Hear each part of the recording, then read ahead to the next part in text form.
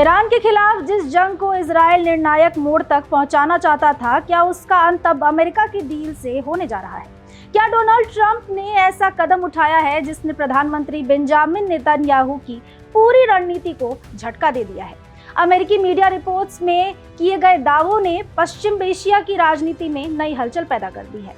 अमेरिकी media report के मुताबिक अमेरिकी राष्ट्रपति डोनाल्ड ट्रंप ने इजरायली प्रधानमंत्री बेंजामिन नेतन्याहू को फोन कर साफ कर दिया है कि ईरान के साथ समझौता अब कुछ ही दिनों में साजिल हो सकता है और युद्ध को समाप्त करने का समय आ गया है।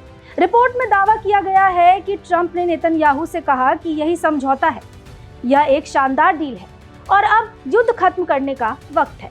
बताया जा रहा है कि यह घटनाक्रम इजराइल के लिए अप्रत्याशित रहा। रिपोर्ट के अनुसार जब नेतन्याहू ने ईरान के खिलाफ अभियान शुरू किया था, तब उनकी सोच इससे कहीं आगे थी। उनका मानना था कि यह संघर्ष ईरान की सत्ता व्यवस्था और उसके परमाणु कार्यक्रम के खिलाफ एक निर्णायक मोड़ साबित हो सकता है, लेकिन अब तस्वीर बदलती दिखाई दे रही है। रिपोर्ट में ये भी दावा किया गया है कि ट्रंप का वह सोशल मीडिया पोस्ट जिसमें उन्होंने ईरान के साथ डील लगभग तय होने की बात कही थी, नेतन्याहू और इजरायली नेतृत्व के लिए भी चौंकाने वाला था। कहा जा रहा है कि इजरायली अधिकारियों को पहले से इसकी कोई जानकारी नहीं थी। ट्रंप के सार्वजनिक बयान के करीब 1 घंटे बाद दोनों नेताओं के बीच फोन पर बातचीत हुई। रिपोर्ट के मुताबिक इस बातचीत के दौरान नेतन्याहू ने ज्यादा विरोध नहीं किया और न ही कोई लंबी बहस की।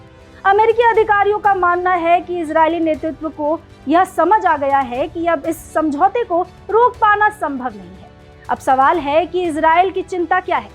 रिपोर्ट के अनुसार तेल अवीव को डर है कि अगर युद्ध समाप्त हो जाता है और समझौते पर हस्ताक्षर हो जाते हैं, तो ईरान बातचीत की प्रक्रिया को लंबा खींच सकता है।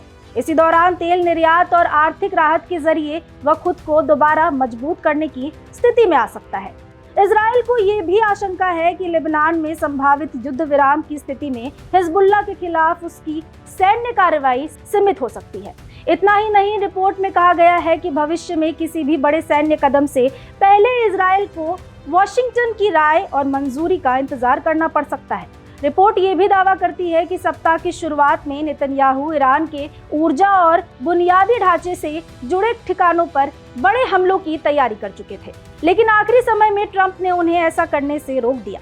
इसके बाद से इजराइल कथित तौर पर ट्रंप प्रशासन की बातचीत प्रक्रिया से काफी हद तक बाहर महसूस कर रहा है।